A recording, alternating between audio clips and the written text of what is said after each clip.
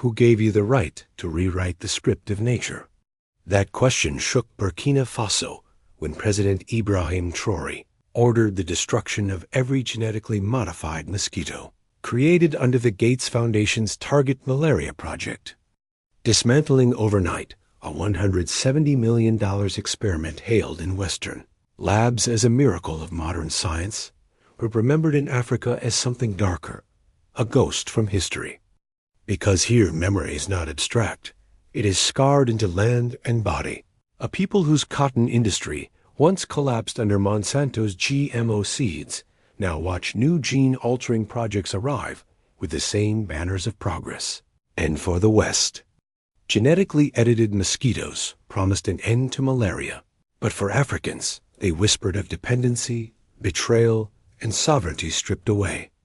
Which is why Traoré's words, "We will not be a testing ground," thundered far beyond Ouagadougou, resonating as defiance and dignity, a declaration that if Africa refuses to serve as the laboratory of the world, then the entire future of science, sovereignty, and survival must be reimagined. For decades, Africa has been battlefield and laboratory, where crises justified experiments that would never be tolerated elsewhere. From cotton to maize to pesticides, each promise of prosperity ending in deeper debt, collapsed markets, and poisoned soil. And so when Burkina Faso became the first African nation chosen to host genetically modified mosquito releases, suspicion was inevitable because science here is never neutral. Patents live in London, profits flow west, and risks fall. On African villages, the old order of dependency disguised as development, sovereignty traded for progress on paper.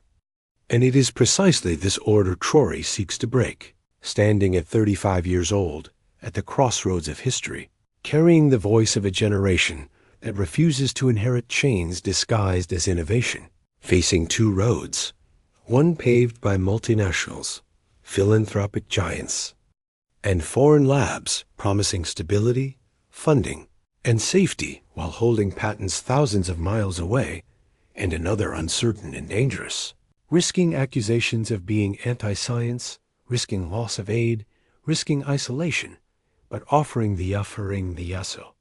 One thing more precious than stability: sovereignty, the right to decide what is planted in African fields, what is released into African skies, what future is written for African children. When he rejected the Mosquito Project, it was not an administrative act, it was rebellion, the crystallization of frustration, long felt across the continent, farmers remembering cotton's collapse, women's groups fearing their bodies once, again targeted under the banner of science, activists declaring, "We are not your guinea pigs," and ordinary villagers asking, "If these mosquitoes are safe, why not release them in Paris first?"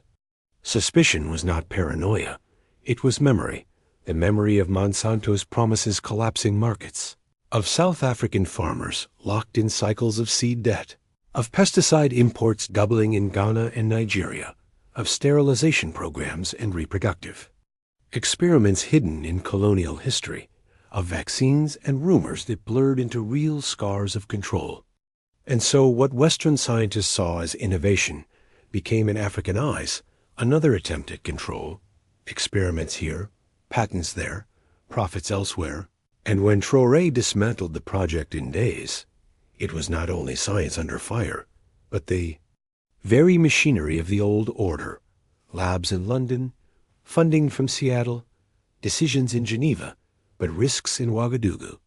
Crowds gathered in Independence Square, waving flags and chanting that Burkina Faso would no longer be a testing ground. Social media erupted with hashtags. Hashtag no more lab rats. Hashtag Africa is not your lab.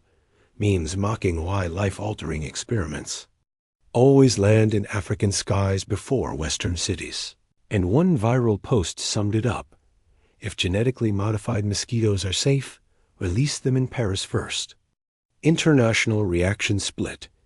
Western scientists lamented decades of work lost and accused Burkina Faso of condemning children to malaria.